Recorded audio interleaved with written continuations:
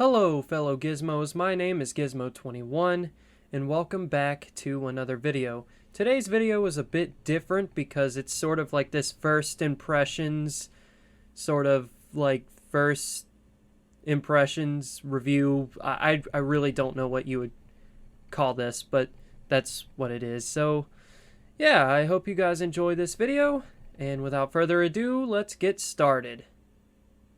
I'm absolutely obsessed with Chernobyl. I love the history of it and the various media that surrounds it. I've played Stalker Shadow of Chernobyl and Stalker Clear Skies, and I've watched countless hours of Chernobyl urban exploring videos.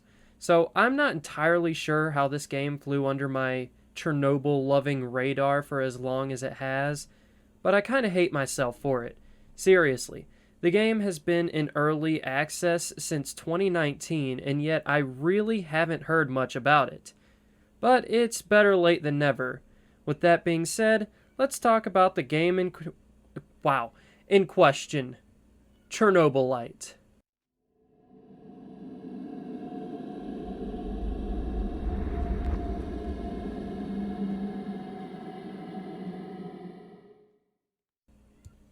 In Chernobylite, you play as a scientist by the name of Igor, who goes to Chernobyl to look for his wife Tatiana, as well as break into the old sarcophagus to recover some old information regarding his nerfed projects.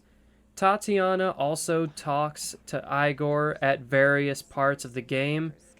I'm not entirely sure if she's some sort of ghost, or hallucination, or what, but I guess I'll find out when I beat the game. Chernobylite has atmosphere, and it can even be pretty spooky at times. Not necessarily edge of your seat spooky, but it's definitely got some unnerving atmosphere at times. It's also got some unnerving events that you can experience as well.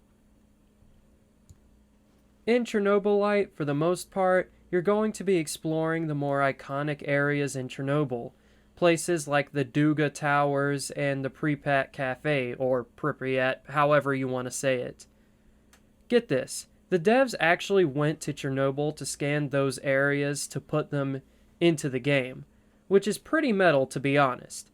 Sometimes the weather will be nice and clear, and the game is absolutely gorgeous. Other times it'll be green and just utterly miserable, and it will look exactly like what you probably would expect a radiated wasteland to look like. In Chernobylite, you only have 3 weapons, and to be honest, that's really my only gripe about Chernobylite is the fact that it doesn't have very many weapons. However, I do think they're going to add more weapons when the full game comes out July 28th. You've got a machine gun, a revolver, a shotgun, each of which you can have weapon modifications for. Another small gripe I have is I wish there was just one station that you use to upgrade all your weapons rather than 3 different stations that upgrade 3 different weapons. But those are just small gripes. Mechanics, well, there's a lot in this game, so I'm just going to summarize it. If you guys want a more in-depth feel of the mechanics, then you should probably play the game yourself. Trust me, I don't think you'll regret it. Anyway, here we go. Well, first off, it has a psyche system. If it gets low enough, then it will start to take physical damage. Not only that, but this kind of annoying darkness will come from the corners of the screen. Maybe there's a way to turn this shit off without turning the rest of the UI off. I didn't really look. But you drink alcohol to restore your destroyed psyche. 2. It also has a sort of companion system that is kinda reminiscent to Fallout 4, only it's way, way better and more in-depth. You could see the stats of all your companions and try to improve their experience in Chernobyl. Yeah, improve their experience in a radiation-filled wasteland. Because, you know, that's where me and the wife and the kids are gonna go for a vacation.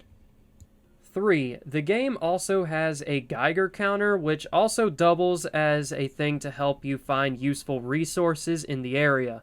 In the game, when you die, there's this strange memory system that takes you to this weird dimension where you can alter your memories and change the past, therefore altering the future.